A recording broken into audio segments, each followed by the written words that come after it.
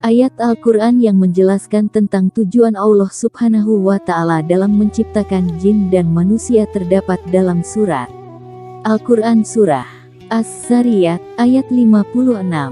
Allah Subhanahu wa Ta'ala berfirman, "Aku tidak menciptakan jin dan manusia melainkan agar mereka beribadah kepadaku." Pada ayat ini, Allah hendak menegaskan penciptaan keduanya semata-mata hanya untuk menyembahnya. Ada dua perbedaan pendapat mengenai tujuan Allah menciptakan jin dan manusia di kalangan para ahli tafsir. Mengutip pendapat Ibnu Jarir dalam tafsir Ibnu Katsir, penciptaan keduanya bukan karena Allah yang membutuhkan, namun semata-mata agar kedua makhluk tersebut mengakui kehambaan mereka kepadanya.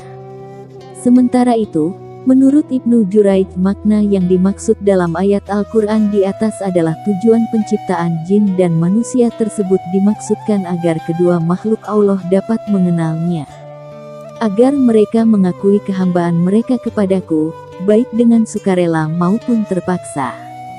Demikianlah menurut apa yang dipilih oleh Ibnu Jarir. Menurut Ibnu Juraij, makna yang dimaksud ialah melainkan supaya mereka mengenalku, tulis Ibnu Katsir. Tafsir mengenai makna, agar mereka beribadah kepadaku, dalam surat As-Sariyat ayat 56, dimaksudkan sebagai beribadah oleh ahli tafsir Ar-Rabi, Ibnu Anas. Artinya, selain menjelaskan tujuan penciptaan jin dan manusia, ayat ini juga menguatkan perintah untuk mengingat Allah Subhanahu wa Ta'ala dan beribadah kepadanya.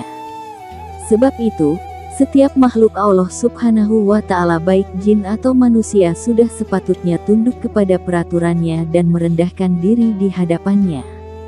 Hal ini semata-mata untuk memenuhi tujuan awal dalam penciptaan jin dan manusia. Surah As-Sariyat ini merupakan surah ke-51 dalam susunan Mushaf Al-Quran dan terdiri dari 60 ayat.